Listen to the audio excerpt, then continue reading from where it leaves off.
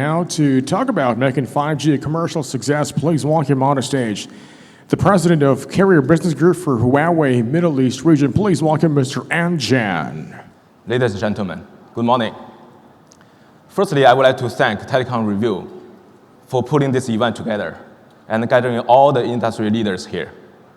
Secondly, I would like to also take this opportunity to thank all our partners in Middle East, not only for the business of cooperation, but also for the trust and the support delivered to Huawei in this period of time.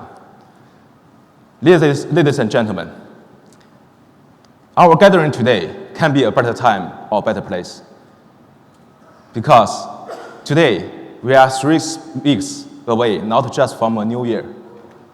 We are 3 weeks away from a new decade.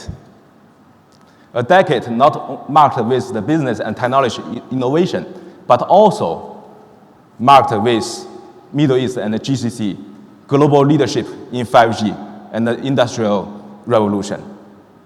So today I'm very proud to standing before you, because you all are rocking the world for the global leadership in 5G area.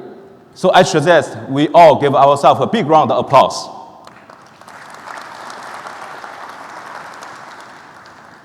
So I will quickly wrap up where we stand today as industry, as Middle East, as Huawei. And then we will discuss about the strategy move forward. 5G has been an outstanding story in 2019. Actually, we find that gearing up for 5G has been happening from all standpoints, including standard, spectrum, networks, terminals, and more importantly, business ecosystem that started to materialize and take shape. Currently, more than 180 devices and modules have been launched. And 2 weeks ago, Huawei has just launched the 5G smartphone with our brand of Honor, which for the first time in the world broke the mark of $500.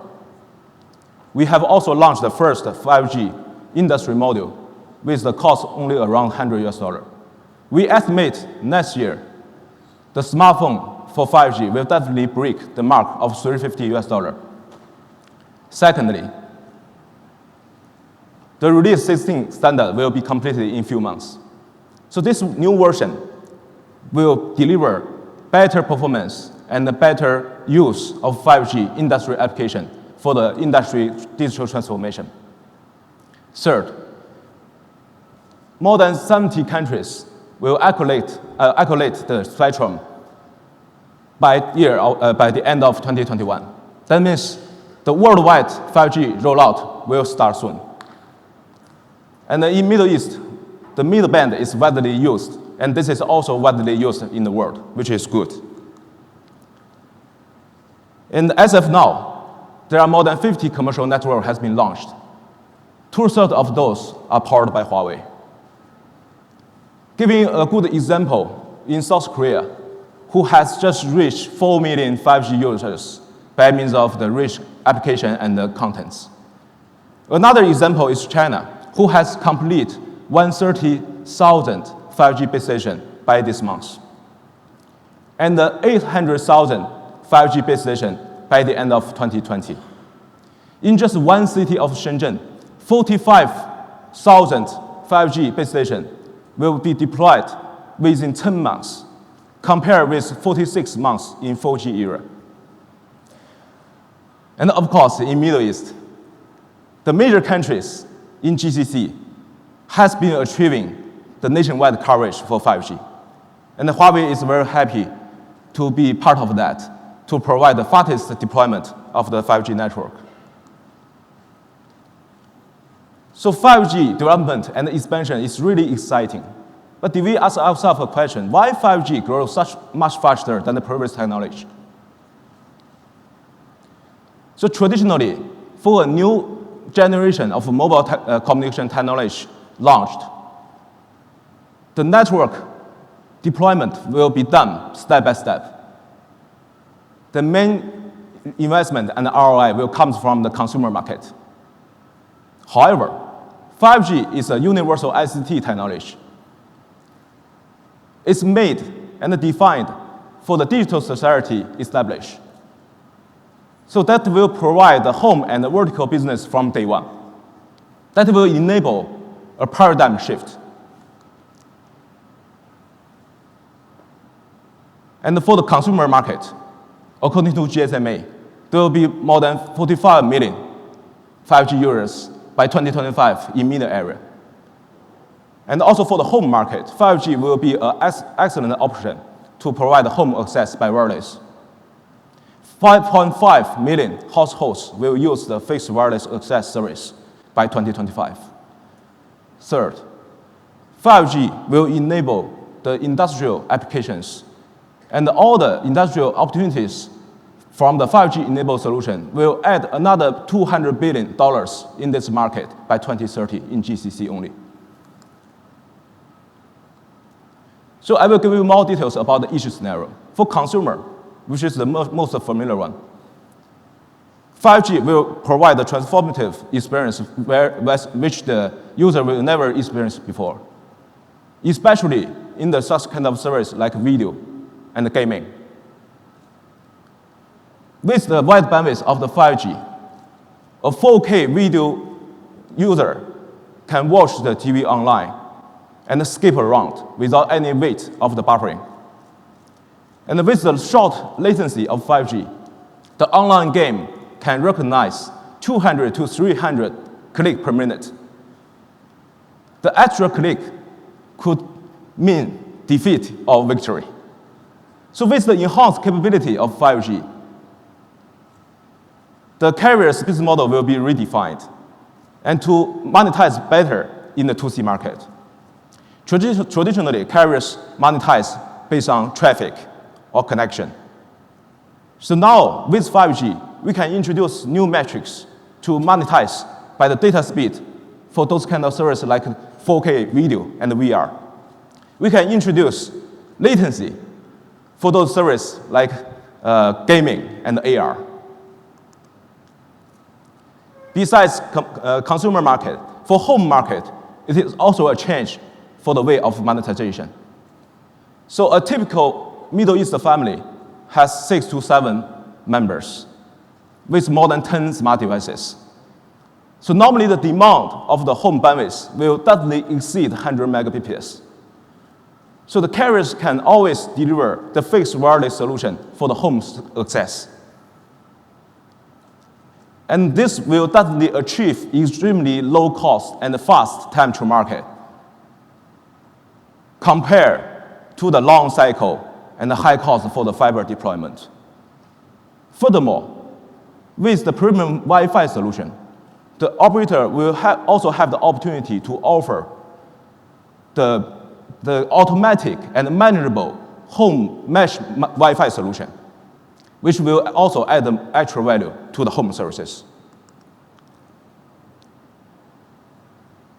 And the 5G, along with the other technology enabler, such like AI, big data, cloud, edge computing, will provide an excellent option and a medium for the industry on digital transformation to enhance the industry productivities so that we can open up the new business opportunities. So considering the current 5G atomic capabilities, which is defined in the Release 15, Huawei can already deliver those kind of solutions for the industry to be moving forward to the digital transformation, such like the 5G private line, 5G CCTV with AI plus cloud, 5G private campus. These are just the start because all these solutions can be evolved in the future when the new standard, Release 16, frozen in the next year. And those solutions are the first wave of the 5G industry solution, which could already copied in many various industries, such like energy, electricity, public safety, transportation, and mines, etc. So we are ready to adapt all these kind of solutions together with our partner and the carriers for various industry to embrace 5G. So let's just have a quick watch of these scenarios.